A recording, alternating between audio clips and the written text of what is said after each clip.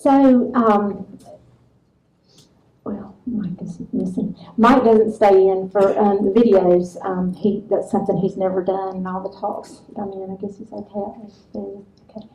I wanted you to see the film, and the reason I wanted you to see that short little video, actually, I guess it's not so short. I have a longer version, but I didn't put you through it. I want you to look at that family. That family is my family, and that family doesn't look very different from yours. And probably most of you saw your family sitting up there on that screen. And so if anything that you get from me tonight, I want you to be able to think, you know what, I think I got it all going on too. I'm making great decisions. We're a great family. Yeah, we mess up, and we don't, always don't make the best choices and that sort of thing. But if this family, if they can experience that, so can I. And I wanted you to see my children growing up, and my children don't look any different than your children. They look just like your family, and we did all the same things that you do every single day, only our lives have changed drastically. Can I ask y'all something? Can I have the regular lights? Would that make y'all crazy? I'm sorry. Thank you. I love to make eye contact, by the way. Let me tell you a little bit about us, though. And by the way, if I go over, which I tend to do sometimes, and I'm going to try not to, if you want to just go get your kids so that people can come home, if you want to come back, then I'm still doing whatever. But Mike and I, we met in high school. Actually, I was in the 8th grade, and Mike was in the 10th grade. And we did a lot of church functions together, and I was 13 years old, and he was 15. Really couldn't date then, but we did a lot of different things with the church. And then my parents fell in love with him, and so they would let him come over and that sort of thing. So we dated all through high school, and went off to college and broke up for a short period of time, really short, about 3 months. And then, yeah, it was his fault, by the way. Yeah. We made that very clear to our girls, too. Guys like, oh, come back to me every time. So anyway, and I went on to nursing school. He was going to physical therapy school, so we got married my last year of nursing school. And then we went off to Birmingham, where I worked at UAB Hospital, and he went to PT school. And we did all the things that we were supposed to be doing as young adults, and we were paying our way, and I was working 16, 18 hours a day so that he could go to school full time, and we could have one nice meal on the weekends every weekend. So we were doing all the right things, and we were faith-driven. Life was just clicking along for us. So then we moved to Montgomery. Mike took a job there, and we waited almost 7 years before we had our first child, and people were shocked because we had dated all through high school. And but we did that just because he wanted to work, and he was kind of making a name for himself in his field, and so I was working and doing my thing, and so we had it going on. And we tried for Hayden, and we had little Hayden, and here she came, her little strong will. I swear she had her fist balled the minute she came out, and she's been running around. I'll do it myself ever since. So she is 22 now. And for those of y'all heard, she's about to graduate from college from Furman University in Greenville, South Carolina, in about in 2 weeks, I guess. And so we're real excited about that. We're excited to be not paying that bill anymore. And then we had Cole, about 3 years later, had a little trouble getting pregnant with Cole. Actually, took some fertility medicine, of all things, to get pregnant with little Cole. And he came out just as kind as could be, and just as gentle creature. Matter of fact, when he was young, he had a series of sicknesses that would just render him like, it was weird. Like one time we thought he was going to be paralyzed. We thought he had CP. They tested him for bone cancer. Weird things would happen. And we used to say, and it's weird, there were 2 occasions in Cole's life that I said to Mike, I said, I think God's going to allow us to have him. It's just like, he's different. He did all the normal things that kids do, of course. It was just, he had this real sensitive side to him, and he was amazing on the field, and he'd knock your block off if he was playing defense, but he wasn't aggressive by nature. He wanted to take care of everybody. He was sandwiched in between these girls, and he used to call himself the peanut butter. He held the girls together. He used to tell people that. But anyway, so those kind of things came up. But he developed fine, and everything went great. And he was just this real easy kid. Didn't have to get on to him. Can't remember really. He did go through, instead of terrible twos at threes, he would always wanted to win games. You remember when children did that? And just wipe off all the pieces when it didn't go his way, and he and his sister would go at it. But hey, we were I can remember times I had to sit on her and wail away at her. It was just I was constantly chasing her to track her down. And then out came Emma 3 years later, and from Cole, and she was a surprise baby. Coming from an infertility person, that's quite shocking, isn't it? That is another provision of God. There's no reason why I should have been pregnant with Emma. Not medically, not really any reason I should have been pregnant with Emma. Okay. He said, I can think of one way. But anyway, medically saying, I should have been pregnant with Emma. But, and Mike took it kind of hard when I had to tell him I was pregnant with Emma. He was like, we weren't planning another baby. In our lives, nothing happened that wasn't planned. We had everything written down on calendars, and we had a box for everything, and our life was perfectly organized and neat and in a package. And Emma was not planned for that package. And Mike struggled with it to the point where it hurt me so bad I could hardly look at him. And one day he walked in from work, and he came up, and I was cooking, and I was the cold shoulder. And I couldn't believe he was acting this way.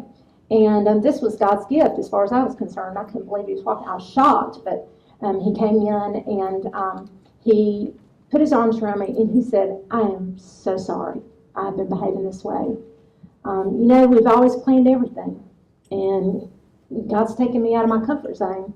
And he said, I am so excited about this baby, and I cannot wait to see what happens in our future. But you see, it's God's grace that Emma came along, because if Emma hadn't come along, we would have an only child. And I'm not saying there's anything wrong with that, but our kids were so close that my oldest daughter probably never would have survived the last 5.5 years if she had not had her sister. So God was preparing our lives, and we can look back at so many events that he put people in our lives. He took people out of our lives. We had made a school move. We had made a church move. There were a lot of things that were going on in our life that God was putting all the pieces together in our life. But we were so busy living it and doing the same things that all of us parents do.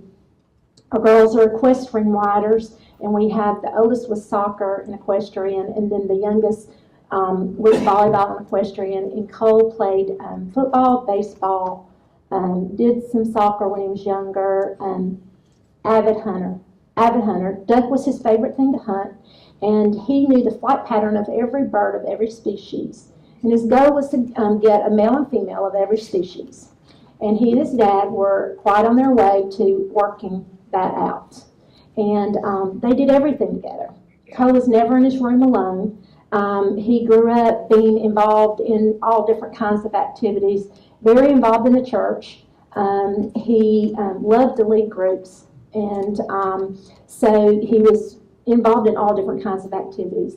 But if he wasn't at school or at church, he was always with his daddy. And Mike had made a transition from the corporate world to a private practice. He wanted to open his own practice. And God kind of pushed him out of the nest about 10 months before all this happened. And you see, that's another provision. Because for 10 months, my husband had to sit out and no compete. And during that 10 months, he had constant interaction with Cole. Every day from football, he would pick Cole up from football, and he'd say, son, have you got your homework done? Because we're going to the woods. And please have it done, because if you don't, I'm the one getting in trouble, not you. So they spent every single day together and had so much fun. And Mike always, the running joke was at our house is that he would always get Cole to ask me, because I'd let Cole do whatever. So Mike would always get a kitchen pass if Cole asked. So things were rocking along. They were best friends. I always see them pulling out together. Mike's real close to the girls. The girls love their daddy desperately and love their brother. Their brother, to them, was, in Hayden's words, she thought her brother was a perfect child, and she was not. And that's not true. He was just easy, and that's what we always used to tell. She didn't see that as a negative, though. She adored that brother. He was her protector, even though he was 3 years younger. He walked her into school and took her, she drove by that time, and he would take her, people told me this later, I didn't even know, he would carry her backpack in and get her to her high school area and leave her. Then he would walk the little one down to her elementary end and deposit her off for the morning. And there's so many sweet stories that we've learned about Cole after Cole's gone, but that's a little late. That's a little late. We knew all those sweet things. Why was he doing that anyway? I mean, that's sweet, but do 13-year-olds, 14-year-old boys do that all the time? They're probably not. That's probably not real normal. But anyway, so things were great.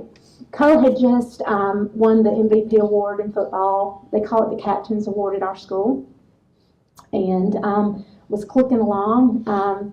He, people loved him.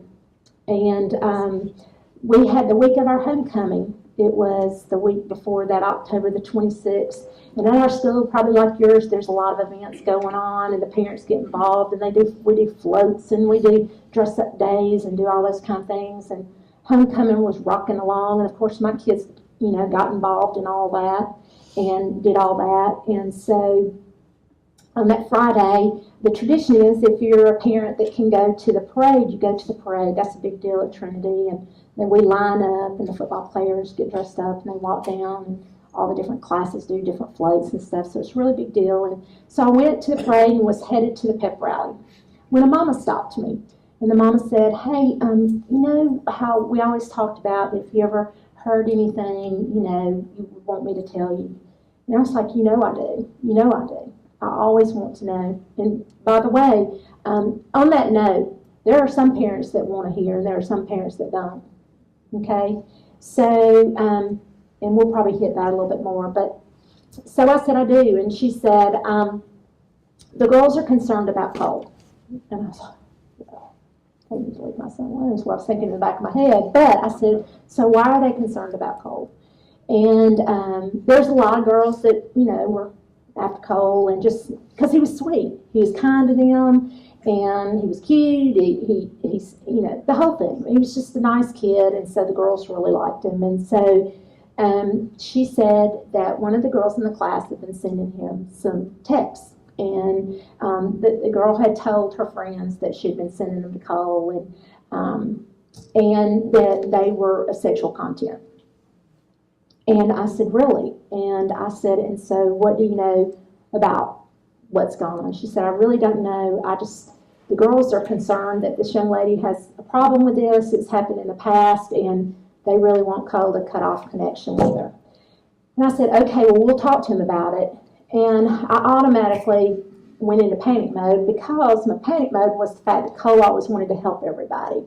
And we had not been at that school but about a year and a half, and really didn't know that family, and so I didn't really know what the situation was, and why was she, interested in Cole, and why would she be sending that, and why wasn't Cole telling us, and everything just started swirling in my head and getting bigger and bigger and bigger. And so Mike came to the pep rally, and I told him what had happened, and he said, we've got to talk to Cole, and we made our oldest take the youngest home after the pep rally, and we talked to Cole, and then Cole tells us that, yes, indeed, she had been sending things, and that he was deleting them. And he just thought if everybody just, it would just go away. But you see, in girls' world, in middle school girl world, nothing goes away, because middle school girls are stirring the pot. And I don't mean that negatively. If you have middle school girls, I've had them. They're not there anymore. Thank goodness. Middle school is horrible. It's awful. They're mean, and they're awful, and they don't think normal. They're weird. So anyway, the pot's getting stirred, and we had a deep conversation. We were angry with Cole more the way he had handled it and just deleting. Why didn't he come to us?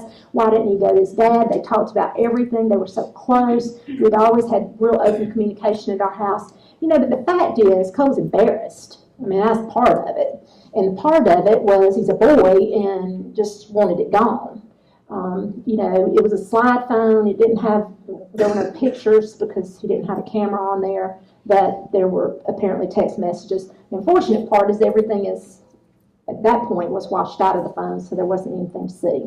But he admitted and told us what had happened, and that she'd been doing it for, he said at that point, a couple weeks period of time. So the weekend we went on to, Mike said, we're going to the woods. We're getting away from girls. We'll come back in for the game, but we're going to decompress. They went to the woods, went hunting. I'll tell you another interesting story that happened that very day, is that they went hunting and Mike went and got Cole situated. That was always the deal. There were lots of safety things going on in our home, and he took him and got him situated, and he said, okay, now I'm going back. And Mike had laid his bow, because they were big bow hunters, laid his bow down. He came back to get his bow, and Cole literally, by the time he thought his dad should be in the stand, Cole was in his stand and heard a gunshot and panicked.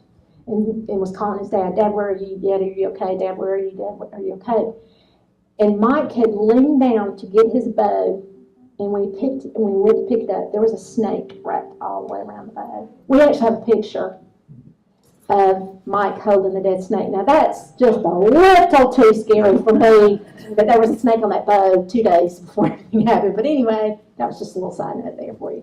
But that indeed did happen that day. But they hunted, came back in, went to the game. Saturday went fine. That was the Cole and Mike had gone to Mike's office to kind of clean it up. It was new, it was open, and Cole wanted to help Mike, and there's a big screen TV in there. So they watched the Alabama game on there, had a big time, rooting and hollering for Bama. And Sunday was a normal day, went to church. That Sunday afternoon was a little different. Mike said, hey, Cole, you want to go hunting? And Cole said, I'm tired. I've got a lot of homework tonight, and I'm going to help Jack with a project, so I'm not going to go hunting. Not enough to make us, it wasn't weird, other than usually Cole would jump at the chance. And so Cole went on and did his thing, and Mike did go hunt for a little while, and we girls were doing something. And that evening we sat down to have dinner, and matter of fact, it was Cole's favorite dinner night that night. I thought, you know what, he's been through a lot. He's had a lot on his mind. I'm going to make his favorite meal tonight. And so made his favorite meal, and our phone rang. Now, I don't know about y'all, but we don't answer our phone during dinner time. And a lot of you probably don't even have home phones anymore. I do keep a home phone, but never answer it. But back then, I still would, and I don't know why I even jumped up, but I did, and I saw it was the mama from the young lady, and I thought, well, I want to hear her side. And we were still getting the information, and I want to get her side.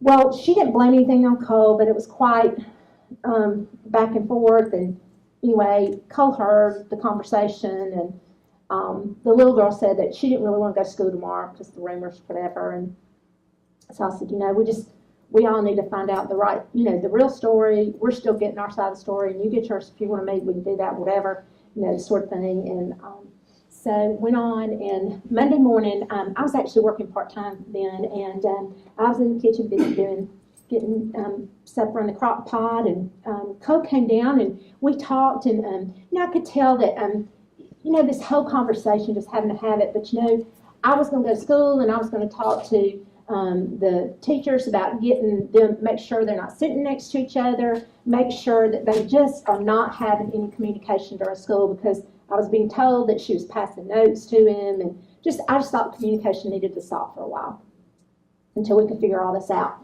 And so I was taking Cole to school that day. Hayden was getting dressed, and lo and behold, we went to go get in the car, and I called for Cole, and I had just talked to him, and I said, hey buddy, I love you, and he said, I love you, Mama, and walked the dog. He walked the dog, and I thought he'd gone upstairs to get his backpack, and we went to find him for school, and or called him for school, and he didn't come. And long story short, but we started this whole process of why wasn't Cole coming, because he's always right there. And my oldest daughter, then when I went up to her room, because a lot of times he would stop by and chat with her. They did a lot of chatting together, and so we don't know really what kicked us in at that point of why she followed me or whatever. But long story short, we went down the bottom of the stairs, and she went one way, I went the other way. I don't know why we did, but our oldest daughter found Cole, and Cole had shot himself. And I cannot explain to you. I was actually gone outside looking for him, and came back in and heard the most guttural screaming you could ever imagine in your life. and hit middle of the room, and my oldest daughter was running towards me saying, "Don't go in there." And of course I was going to go in there, but the series of events that occurred after something like that, and me being a nurse, and there was absolutely nothing I could do, and to have to call my husband who was already at work and try to get him home, and the chaos that ensued in our lives after that is just mind-boggling. All over a story that got so blown out of proportion that just hurt a young man at a time that was going through puberty early, trying to do the right things, but he's still a kid, still making kid choices.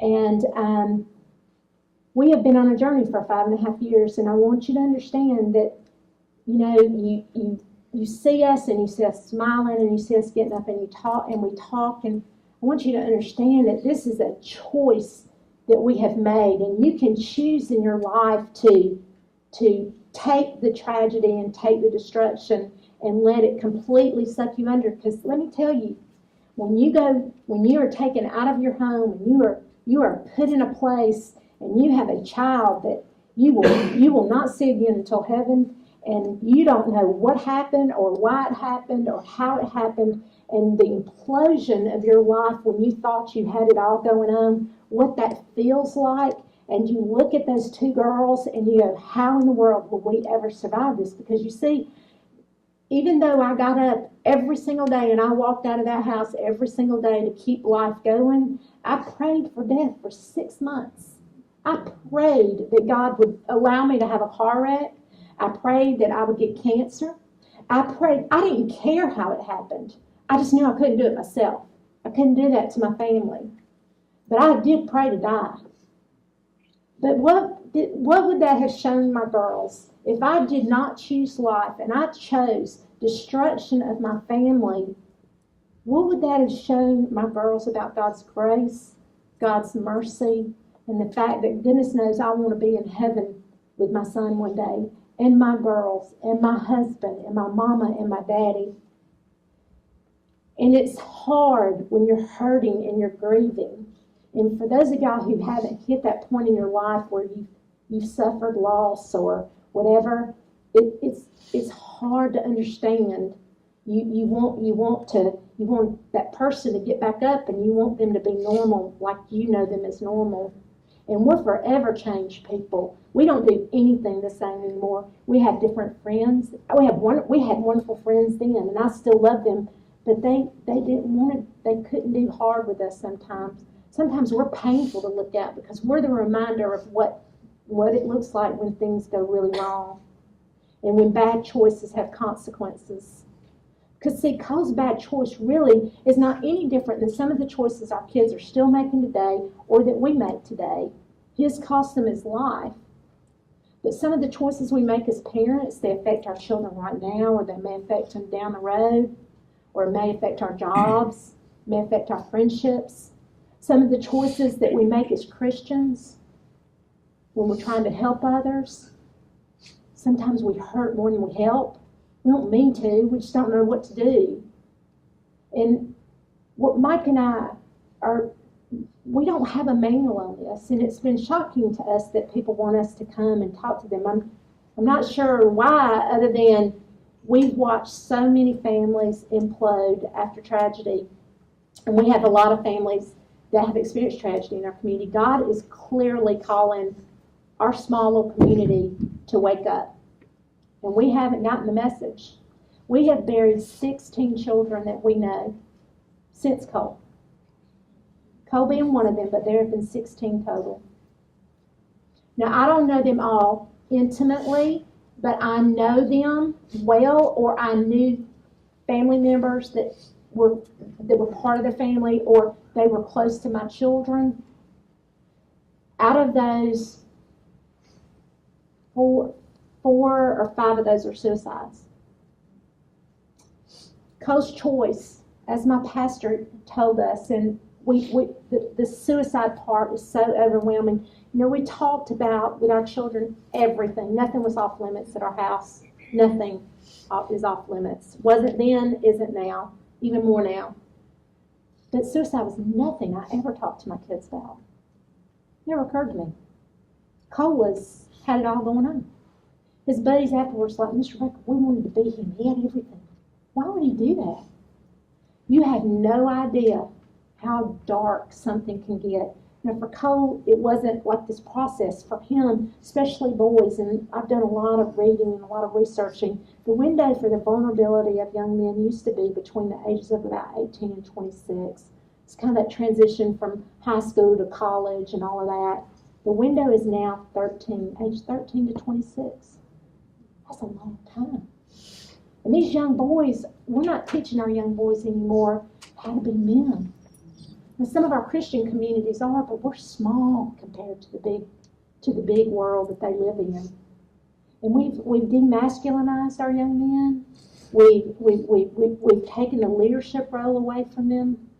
But yet the Christian families are trying to keep that in line the best we can, but that's not what the world is telling them. So they're trying to be here, they're trying to be here, they're trying to please mom and daddy, they're trying to please the teachers, they're trying to get into the best college. They got baseball, they got football, they got travel ball, they got drama, they've got band, then they've got chorus, and then they've got all this traveling that they do with all the chorus and the band, and then they've got art, and they want art scholarships. The list is unbelievable. I don't know about y'all, but when Mike and I went to college, I took the ACT one time and made enough to get in Auburn. I went to Auburn. I mean, it just wasn't that, wasn't like I traveled around to every college. When Hayden was going to college, we traveled. She's a really smart kid. So we went to all these private schools and we toured them. And then it was making the decision. It was like, oh, okay, let's see if we can get your ACT up a little bit more because that means more money. It's constant. It's okay, we got a horse show this weekend, but we got to be back for church, so we got to hurry and do this. Well, that still means we have to pay the same amount. Or we got travel ball. Well, oh, no, I'm sorry, we're back on church day. Well, we need code for this. Well, no, because we got to be here. And then it's, oh, did you get your homework done? Do you see what I'm saying? We live that whole hamster wheel life. So I get that, and I'm not saying that there's anything wrong with it. I'm saying that from our vantage point, now that we're on the other side, I don't care. I don't care. My Emma has pretty much, she doesn't do anything but go to school. She stays with Mama. She's 16 years old. Everybody loves her. She's so sweet. She's so kind. Everybody adores her. She's got the sweetest heart. And she's just like, hey, Mom, you want to watch Netflix tonight? Yeah, let's watch Netflix tonight. I really don't want to watch Netflix, but my daughter wants to be with me. And we drag him in. Poor guy never gets to watch any man shows anymore. He watches chick flicks all the time. That's all he gets. And but that's what we do. Because you see, it doesn't matter. It doesn't matter. She's very gifted at doing equestrian riding. She could really go to Auburn and really ride on their team. She doesn't want to do that. So why am I going to keep pushing it? Because you know what? We got boxes full of trophies from Cole. We got all kinds of certificates. We got all that stuff, but it doesn't matter because I don't have him. And if you don't think that there's not a day that goes by that I would give anything, y'all. And I'm telling you anything. I'm being honest. He is my son. I would give anything. And I think God didn't give me a second chance. See, Mike and I, that's one thing it's hard for us, but we know that God loves us so much. And my faith, thank goodness, our faith has just kept us grounded because we'd have checked out of here. Because let me tell you something, God didn't give me a second chance because he knew I wasn't going to choose well. We've watched a lot of kids get second, third, fourth, fifth. We work with a lot of those kids. And sometimes it makes me so mad. It's like, why do they get another chance? And I didn't. Cole didn't need another chance. He made a really bad choice. A really bad choice. But I know where Cole stood with his faith. We watched him walk it. We watched that boy walk it at that age. And then I get his prayer journal 2 weeks later that he had at school. The most amazing. That boy knew. He so got the personal relationship. And I was like, doggone it, if that boy can do this, we're picking it up. And we're going to run with this. But he made a really bad choice. What kind of bad choices are your kids making? Don't be that parent whose head is in the sand. That's one thing that Mike and we are screaming about these days.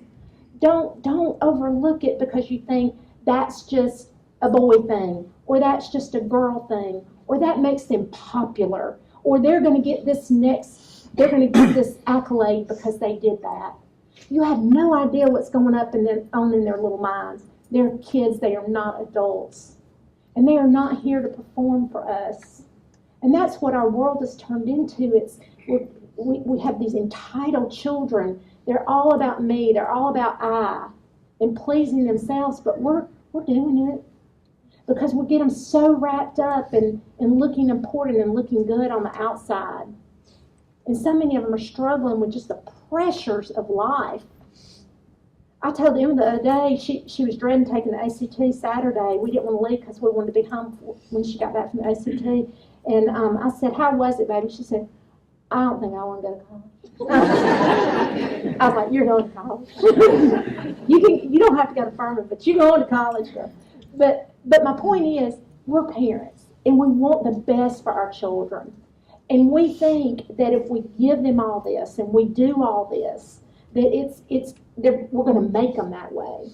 But that's not how it's going to be. And we even watched that with our Hayden. I mean, she's graduating from college. Guess what? Went to college, couldn't wait to get out of there so that she could go to law school and be this great attorney, and she had all this going on. Guess what?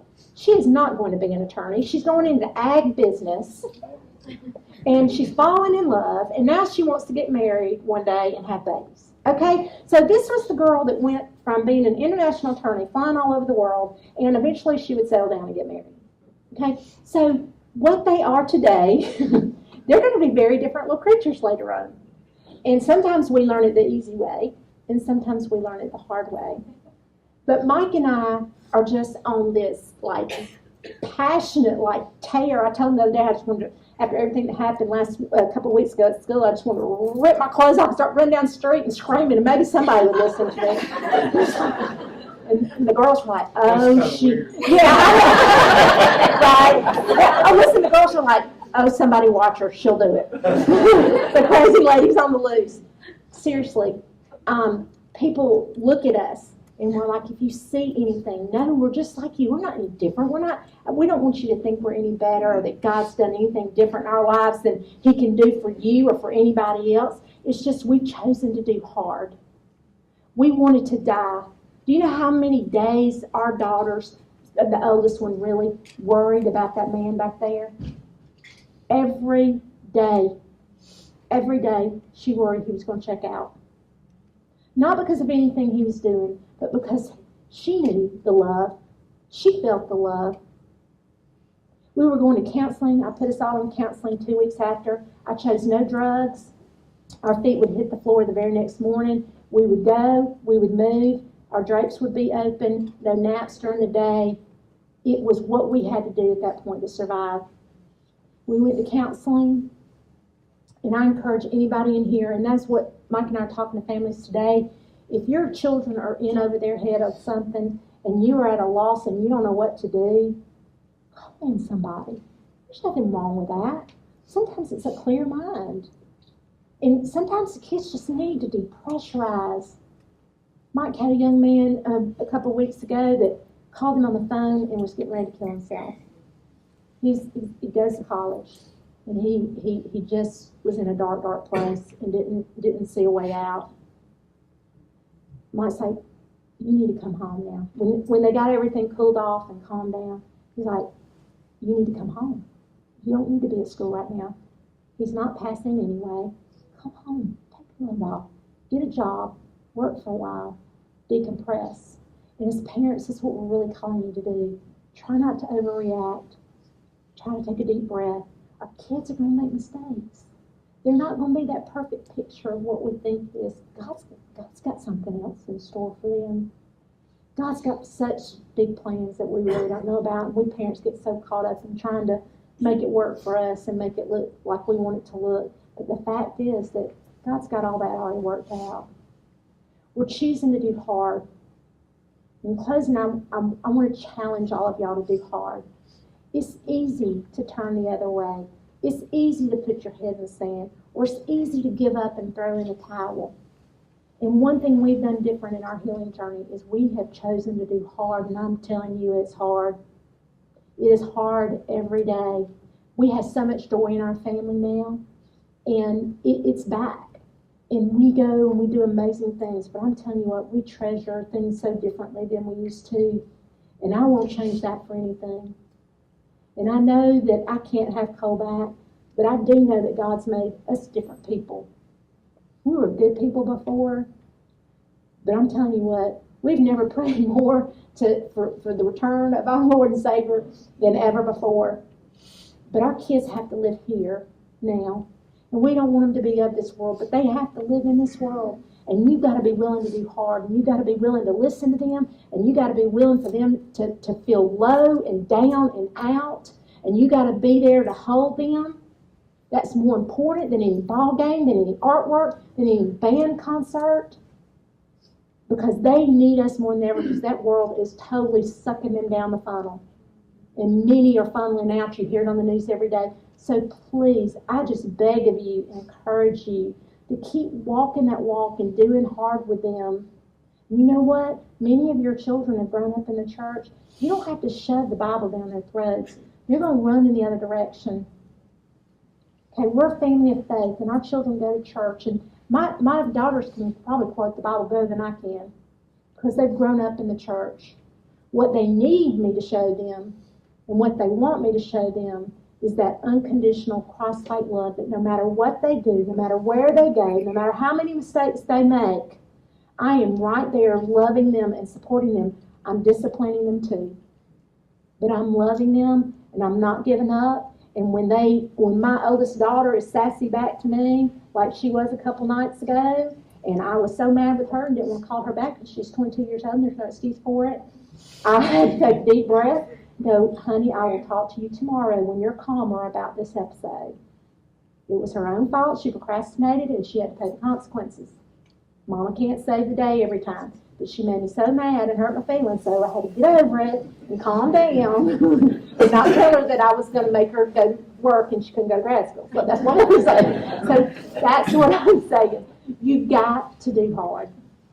And so even though I'd like to just cut her off and not give her another dime, I won't do that, because the fact is, she called me back, and we're fine. Everything's okay. She's an awesome young woman, and she's doing fine. In my mind at that moment, she was not acting Christ-like, and I didn't like it.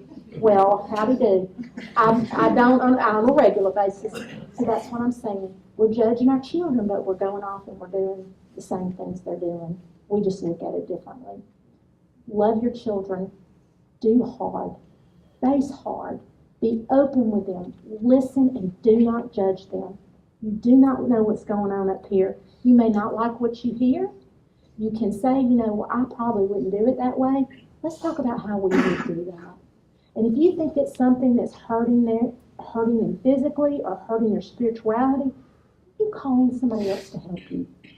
Okay? Because they need you to love them. No matter what. You love them, and you're firm, and you discipline. And if your child is one of those children that you know is sending that kind of stuff on their phone, being mean to other children, or doing awful things that you know they shouldn't be doing, and you're turning your head, that's terrible. Because you never know what it's doing to children on the other side.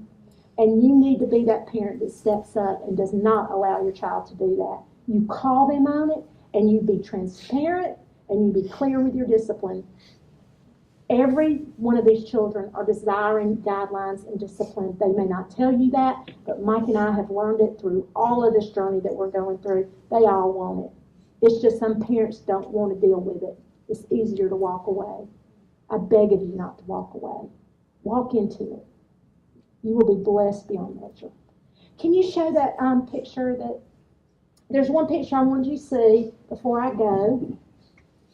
And this is my family now. And that is Mike after about 30 pictures of going, girls, I really am hungry. And Easter dinner is waiting for me. Please don't let me take any more photos. But this is our family. And we look very different than our family before. And there's a gaping hole that will always be there. But that's how we travel. We travel usually hand in hand. and we'll go out that way. Thank y'all for having me.